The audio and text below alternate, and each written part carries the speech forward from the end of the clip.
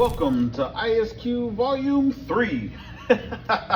Now we're going to be talking about pitting, specifically deep pits versus shallow pits.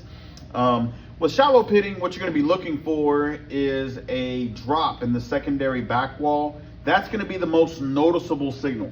That first entry to back wall echo, it's going to move slightly to the left, but man, it's going to move so much or so little that you think that you're looking at, maybe not enough coupling between the probe and the part. Maybe there was a little lift off, meaning, you lifted off the probe, right?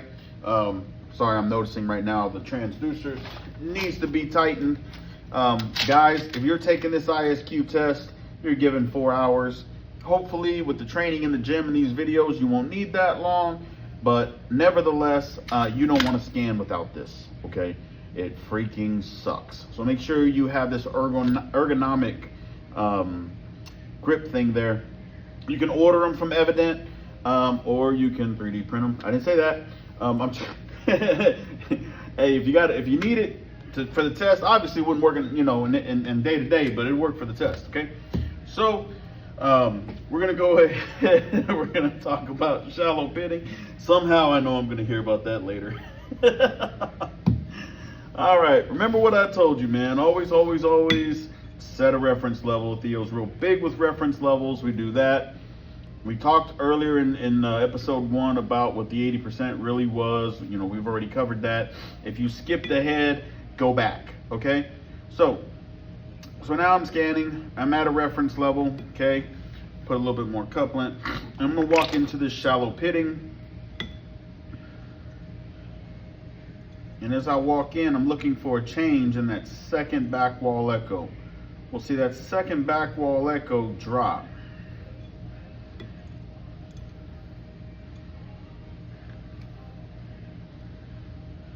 There you are.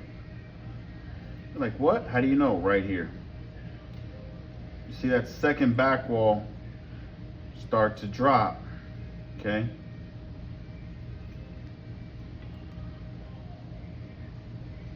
Now, when you see me drop it real quick earlier, like there you are, and if you go back and slow it down, you'll see the signal, right? You'll see the signal change. If you don't, hey, I'm glad you're tuned in.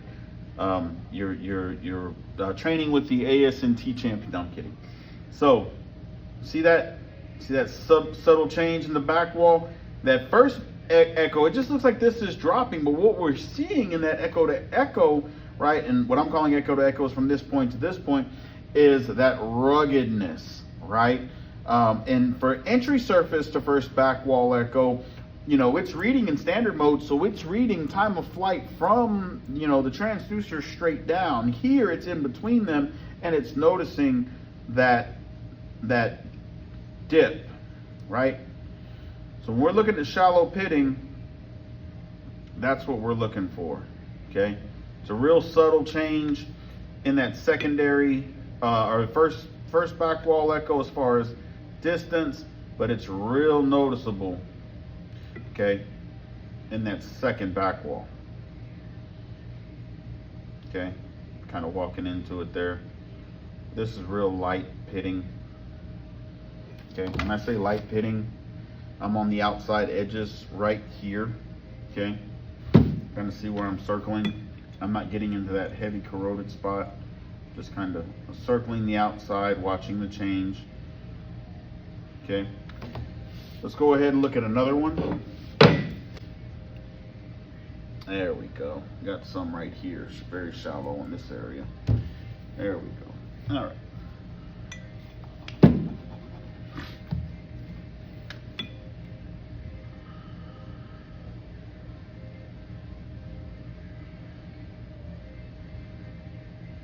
So you can see that back wall drop before the first one does. See? That's shallow pitting.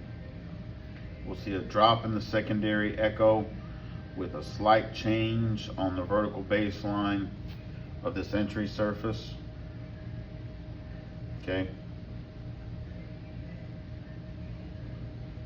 So that's what we're looking for as we're scanning, right? Just a drop in that second back wall. That's light pitting. Okay. Let's go to deep pitting. Deep pitting. Now, in my opinion, again, my opinion, guys, everybody has one, right? I think this is what gets people to fail that test the most, is because they're thinking they're looking at a lamination, okay?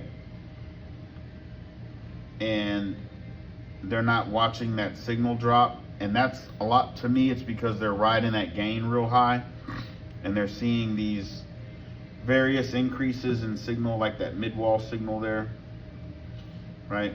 So they see a little bit of that back wall kind of come in, and you know, they're seeing something, right? Like, well, it's repeating, look, it's repeating there, and if I increase my gain, right, you know, I can see a repeat. That's not what we're talking about when we see, say, a repeating signal, okay?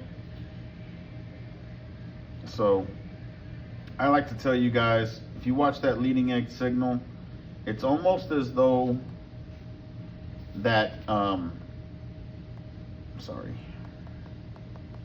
it's almost as though that thing is giving like birth. You see it'll rumble, okay?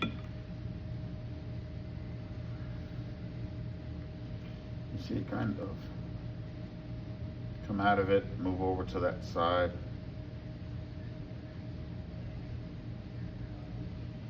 Okay. Lose our secondary back wall. See how it kind of rolls out of it? I call it giving birth. See how it rolls out?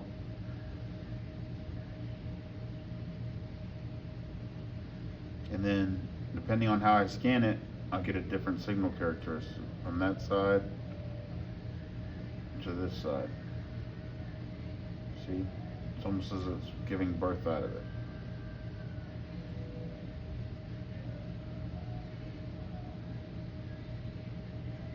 Here it just looks like it's just rumbling and then it just stops. Okay, let's look at one more.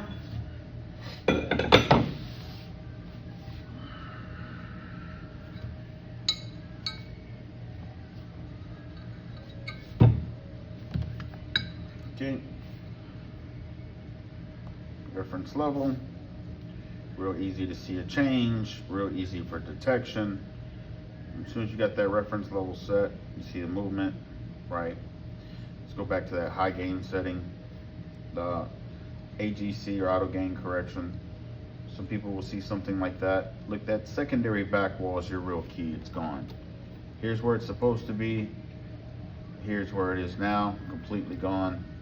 It's absolutely lost. But people see it change so fast and think it's a lamp, but it's not, okay? And the crazy part are thinner crystal, higher frequency. You're gonna see that change, you know, even more segregated, right? So when people see stuff like this, they say, "Oh, that's a lamb," but it's not. Like, well, when I went down, it's rising and falling. No, it's not. It's not rising and falling in the same place. That's one direction. As I said, when you take this test, it's critical that you scan in two directions. Lamination is the only indication, no matter what you do in any direction, you get the same, and inclusions, you get the same signal characteristic, okay? So you see this, say, oh, it's a lamb, it's doing up and down. No, make sure you go the other way. See, it's not the same signal characteristic versus here. See that? Pop up, pop down, pop up, pop down. That's not a lamination. And that's what a lot of people do. They scan from one direction, they see that, they call it a mid-wall, and before you know it, they failed the test, okay? So shallow pitting, deep pitting, make sure you scan in two directions. This is episode 3. We're gonna be moving on to episode 4, where we talk about coatings, okay? What do we do when we find corrosion on coated materials, and how do we get the thickness?